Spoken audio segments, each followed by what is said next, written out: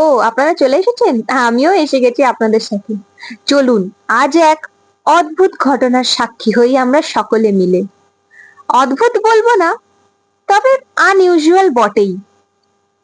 এক বৃদ্ধা, এই ধরুন 50 বছর বয়সী মহিলা, প্রতিদিন 20 কিলোমিটার দৌড়ানো শুরু করলো। কিন্তু ভাববার বিষয় হলো, কেন, কি থেকে তিনি এই ইন্সপিরেশনটা পেলেন, আর এত দেরিতেই বা কেন শুরু করলেন? হয়তো কম বয়সী মেয়েদের দেখে সুন্দর হওয়ার স্বাদ জেগেছে, বা রোগা হওয়ার শখ হয়েছে, বা হতেও পারে ওনার শরীর ঠিক নেই, ডাক্তার হয়তো কিছু বলেছেন, বা কোনো গুরুত্বপূর্ণ দিনের প্রস্তুতি চলছে। হাজার একটা ভাবনা চিন্তা আমাদের মনে ঘুরছে, তাই তো? কিন্তু মজার ব্যাপার হলো, এগুলোর কোনোটাই আসল কারণ নয়।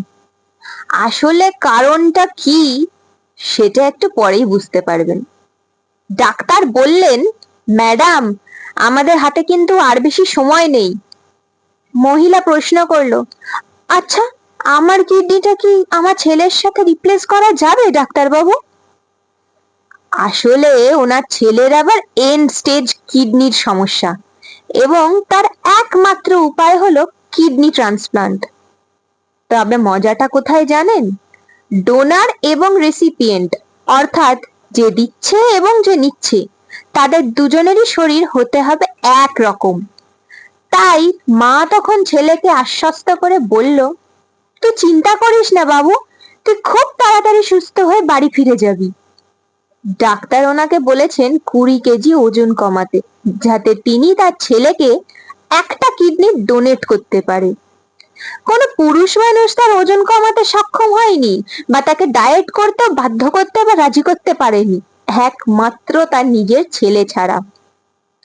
একবার ডাক্তারবাবু প্রশ্ন করলেন, আপনি তৈরি তো? উত্তরে মহিলা বললেন, হ্যাঁ হ্যাঁ, আমি একদম তৈরি।